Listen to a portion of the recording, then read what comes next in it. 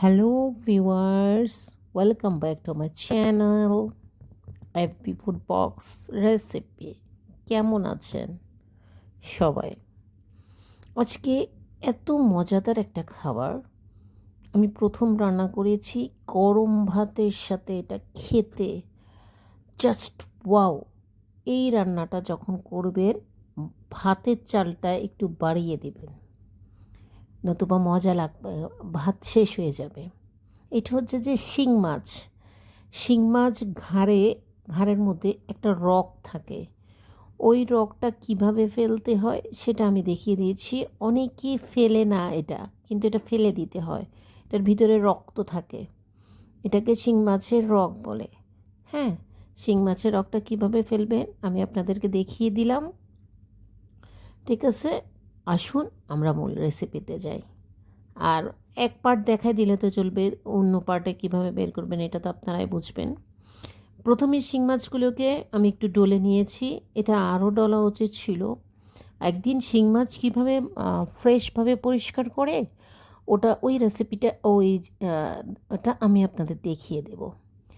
এখন আমরা শিং মাছে একটু লেবু দিব, একটু হলুদ দিব, আর একটু লবণ দিব। লবণটা দিয়ে শিং মাছগুলোকে মাখাবো, মাখিয়ে আমরা ধুয়ে ফেলবো পানি দিয়ে। দেখবেন শিং মাছটা কি পরিষ্কার পরিচ্ছন্ন হয়ে গেছে। যদি আপনাদের বাসায় আশেপাশে কদু পাতা দিয়েও করা যায়। আমরা তো আমাদের এখানে গাছপালা অত দেখা যায় না, শহর তো, তাই। তো এরপর আমরা একটু ভালো করে ধুয়ে নিয়েছি। দেখেছেন ধোয়ার পর কি পরিষ্কার হয়ে গেছে। ভিউয়ার্স, আপনি যদি এই রান্নাটা আমি যেভাবে দেখিয়ে দিয়েছি এভাবে রান্না করেন, আমি আপনাকে বারবার বলছি অসাধারণ। মানে খেতে যে আপনার মাছ মাংস ফেল, এই রান্নার সামনে মাছ মাংসটাও ফেল। তো এখানে আমরা কি দিয়েছি, আদা বাটা দিয়েছি, রসুন বাটা দিয়েছি, জিরা বাটা দিচ্ছি। এখানে সব কিছু আপনি বাটা ইউজ করবেন, এখানে কোনো কিছু কাটা না, সব বাটা। আর আমাদের দাদি নানিরা না সব কিছু বাটা মশলা ইউজ করতো। এখন তো মানুষ অলস হয়ে গেছে, পাউডার ইউজ করে, বাজারে অনেক প্যাকেট পাউডার পাওয়া যায়, ওটা ইউজ করে। কিন্তু জানেন বাটা মশলা দিয়ে তরকারি খেতে, মাছ খেতে, মাংস রান্না করে খেতে এত যে মজা, মানে এই রান্নাটা করার পরে আমি বুঝতে পারছি আসলে সত্য। এখানে আমি যা যা দিয়েছি ইনগ্রিডিয়েন্ট এখানে বলে দিয়েছি, আমি প্রয়োজনে ডিসক্রিপশানে লিখে দিব। এভাবে মেখে আপনারা সব কিছু দিয়ে মেখে আধা ঘন্টা, এখানে কিন্তু কাটা পেঁয়াজ দিবেন না, এখানে আমি একটু করে বাটা পেঁয়াজ দিয়েছি।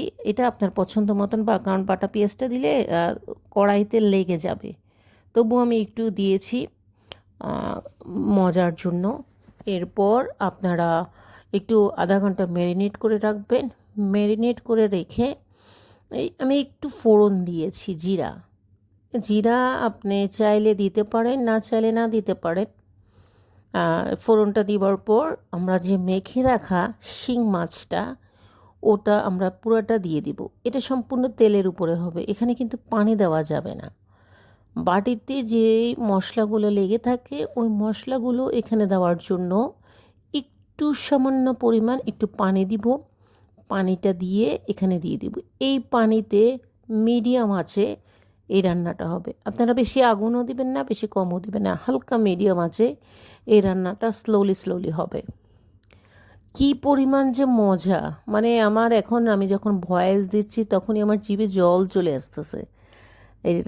এটা আবার এই রান্নাটা আপনারা কিন্তু গরম গরম ভাত দিয়ে খাবেন। ভাতটাকে চুলা থেকে নামাবেন, তারপর খাবেন। আর ভাতটা যদি একটু নরম নরম টাইপের হয় আরও মজা লাগে। এটার কালার দেখেছেন, আমি আপনাকে প্রথম থেকেই বলেছি বাটা মশলা দিয়ে রান্না করলে না খাবার অনেক স্বাদ হয়। অসংখ্য ধন্যবাদ আমার পুরো ভিডিওটা রেসিপিটা দেখার জন্য, এবং আমার মতো করে রেসিপিটি বানিয়ে কমেন্ট বক্সে অবশ্যই জানাবেন কেমন লেগেছে। আমাকে কমেন্ট করতে, কোশ্চেন করতে ভুলবেন না। পছন্দ হলে ভিডিওতে অবশ্যই একটি লাইক সাবস্ক্রাইব করবেন। ধন্যবাদ।